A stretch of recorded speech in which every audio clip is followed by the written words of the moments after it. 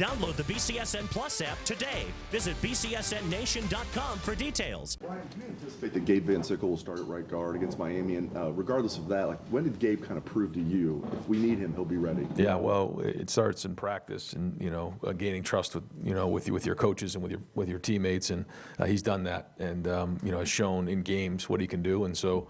He and Josh will continue to roll right now, but we feel confident with both of those guys in the game. They've shown some really good things, and Gabe did a good job. We went in there, in some of these recent games, so that's been good for us, in terms of the depth. But that position is going to be important, as we go into these playoffs, where Tegra had been in there most of the season, so that this week of practice will be very important for those guys.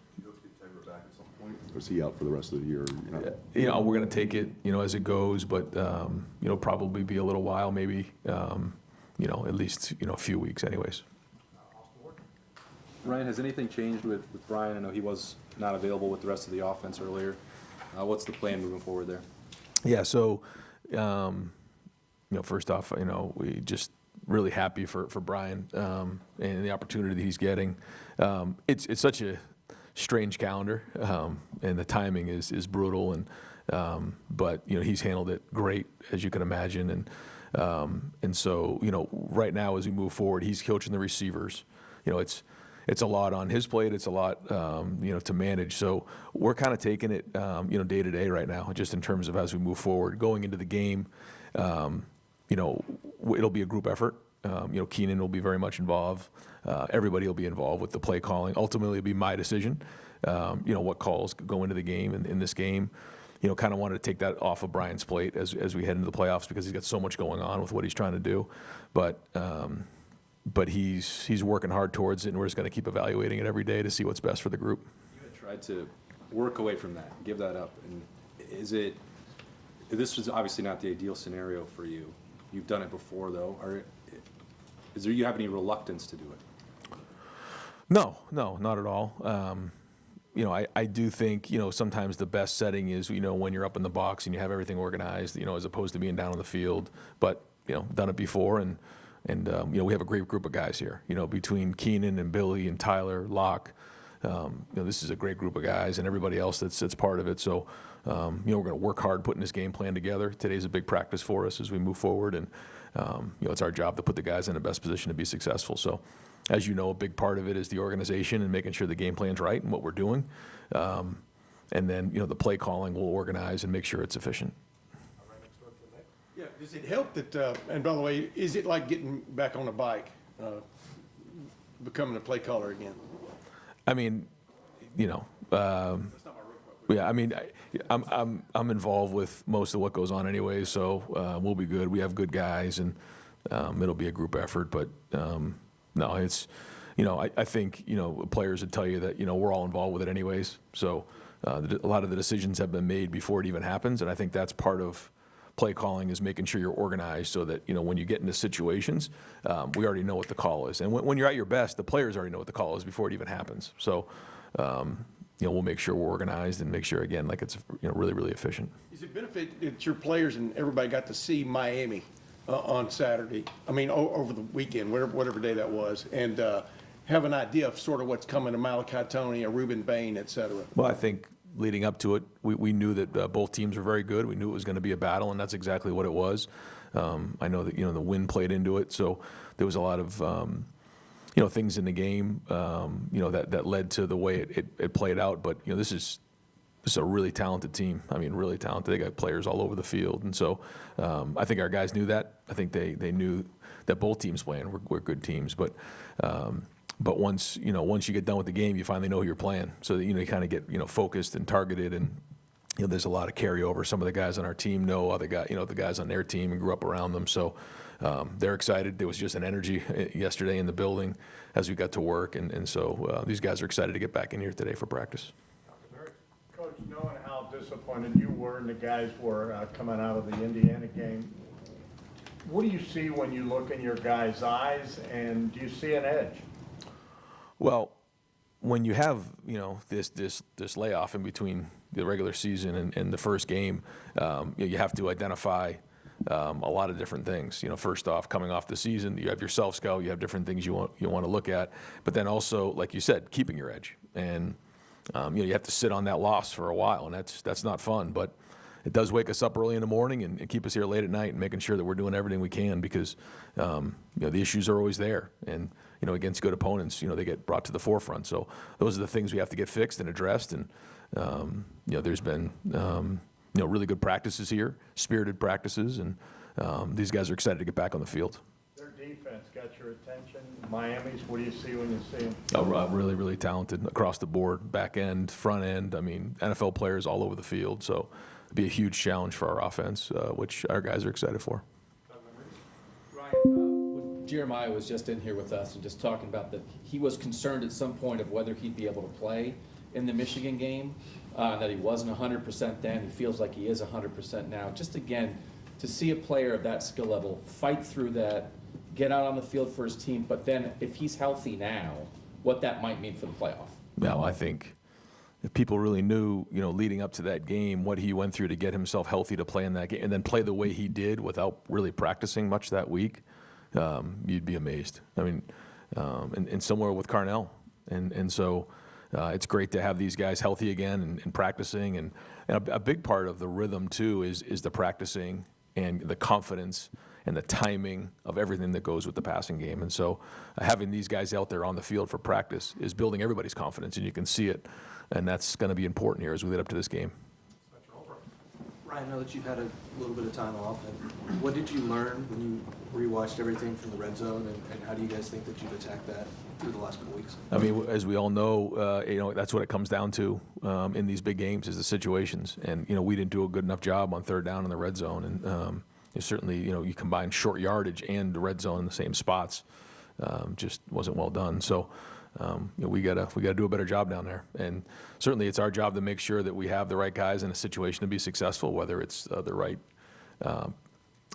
calls, the right schemes, the right groupings, like whatever it might be. And that's it. But it's everybody involved with it. And, we'll keep working to make sure that we do a good job of scoring touchdowns when we get down there. And our guys understand how important that is, and so we've spent some extra time down there, obviously during our practices already, and it's the same thing on defense. When they get down there, we got to win those battles. But that's playing, and when you look at the teams, even who played this past week, the teams who score touchdowns when they get down there typically win, and the ones who don't or don't get any points typically put themselves at risk. So it's a tough lesson to learn, but certainly one that we're going to get. Ryan, I know you've said a lot in the past that you learn a lot from your players, your team, you go through some adversity. I know you haven't been back on the field for a game, but just going through what you guys have gone through the last couple of weeks, what have you learned about this group, seeing them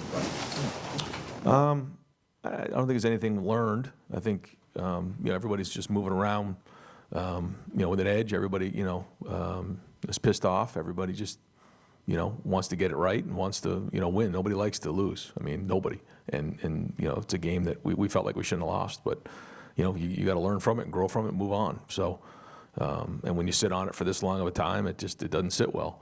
And so, we got to make sure that, that doesn't happen again. And how do you do that? Again, getting the issues fixed. And that's what we've been working on. Okay, we'll go to Zoom. Scotty, go ahead. All right. Our first question from Zoom will come from Bill Landis. Bill, go ahead.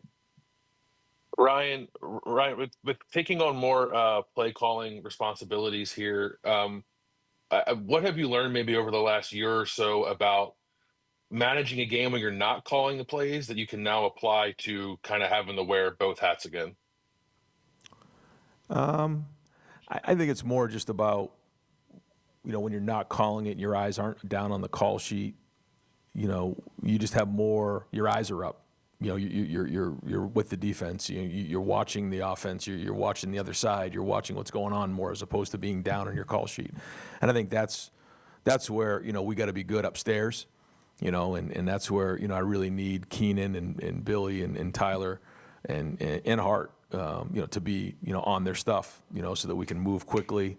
Billy will get the call into the quarterback because to have your eyes down the whole time as a head coach is not, it's just, to me, it's not the right fit. So, you know, it just allows you overall to have a better handle on your team and what's going on.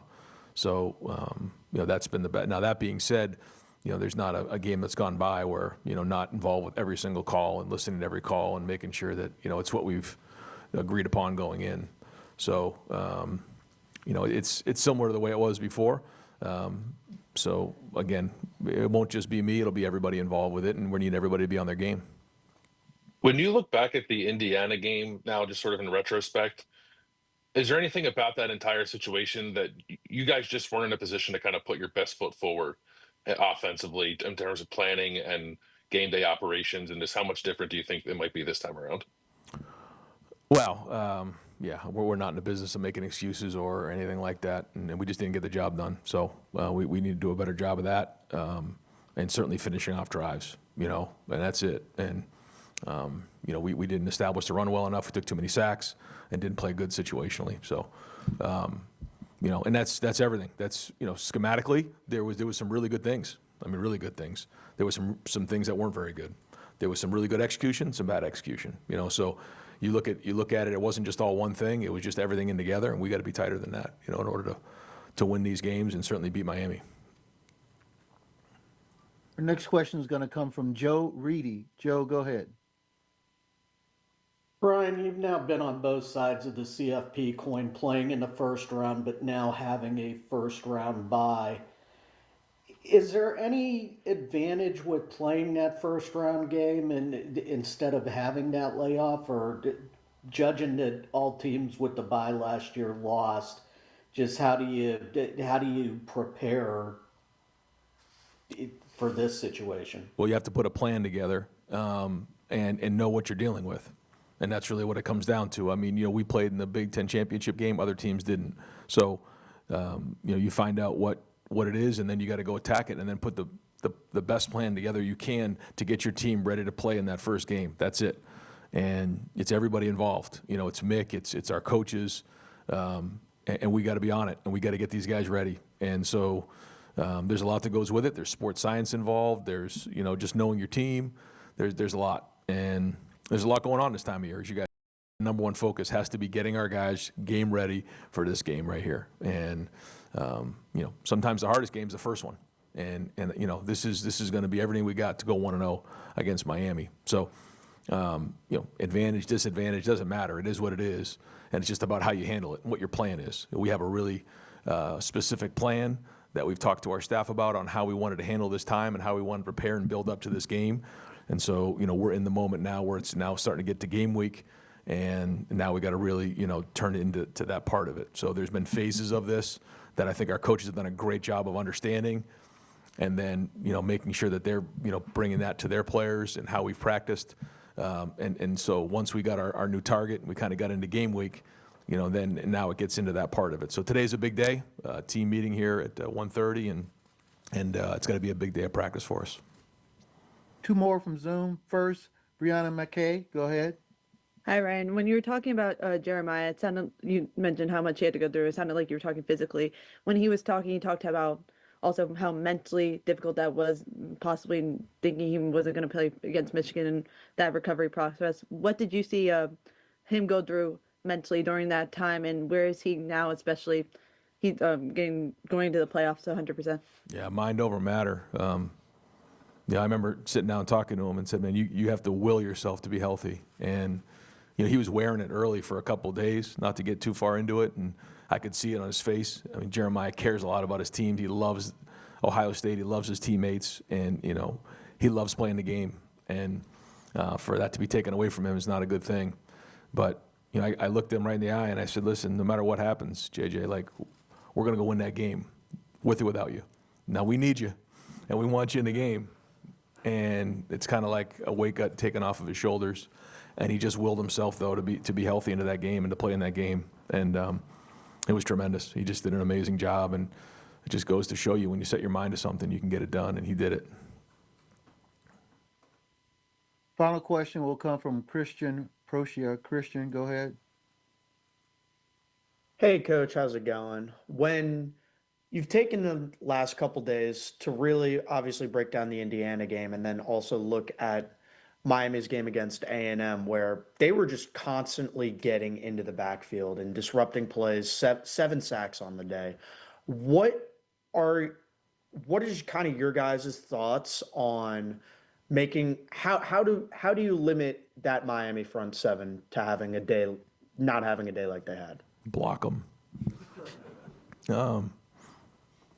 Not easy. Not easy. All of them. Moten, Bain, Messidor. I mean, they're good players, and they come. And I think Jason Taylor's doing a great job down there coaching those guys and the way they play. And so it's a huge challenge for our offensive line and what comes with it. But as we've always talked about, it's not just the offensive line. It's everybody involved with it. It's the receivers running routes. They're not running routes against the DBs. They're running routes against the pass rush. It's the quarterback understanding. It's tight ends and running backs picking up protection. These guys do a great job on defense. They bring blitzes from all over the place, and it's hard to recognize where they're coming from. And then they have this front that just disrupts the game. So what a great challenge for our guys. And so we need great weeks of preparation, not just in the meeting room and on the walkthroughs, but also on the field. Replicating the speed and power that's coming at us. So our guys are fired up, man. They certainly have everybody's attention here. And so again, it's going to come down to our training here this next week. Mike, back to you. Two more locally, Bill. We haven't talked to Matt Patricia in a while. We get him tonight. A lot's been said about the job he's done. Is there something that he has done in terms of not just the scheme, but his relationships, or is it just everything? What has been kind of the secret sauce, if there is one, to his success this year? Yeah, I don't think it's just one thing, like you said. I think, the first thing was building trust. Like anytime you enter in a relationship, through who you are and your connection and what you know, and then consistently doing it over time, which is what he's done. But his background speaks for itself and putting guys in a situation to be successful. And every player just wants someone that's going to be there to get them better, but also wants someone that's going to care about them. He's done both of those things. And it's great to see, have somebody in the building who's been through, some of the games that he's been through, the Super Bowls and a lot of playoff games. And so, there's just a confidence level that the guys have in him. So I think all that adds up to what you're seeing. All right, last one here. We'll just Dave Holmes. Ryan, the last time you went head-to-head against Miami in a high-stakes game, the winning team got Jeremiah Smith. I'm curious what you think now, 2 years ago, the moment your knees buckled there, and as we come full circle, what you think about Jeremiah against Miami. Well, he's, he'll be wired this week, that's for sure, man. He's going to be fired up. Brandon Innes will be fired up. But Kenyatta Jackson, I mean, these guys, they know a lot of the players on the other team, and we got a lot of respect, a lot of guys on their team that we recruited. So it's going to be great. And it's one of those things when you have an opportunity to coach somebody like Jeremiah, it's special because we knew in high school what he was, and everything that we talked about in recruiting, you're seeing happen. And I think that's the most important thing, is when you say you're going to do something for somebody and they're going to come in and they say they're going to do it at your school, when that all comes together as one, it's testimony. And he's done it. And he and his family are special, and they mean a lot to this program. And I know this game will be important to him. All right, Coach, thank you. Thanks, guys. Will Ryan be upstairs on game day or on the sideline? Probably upstairs.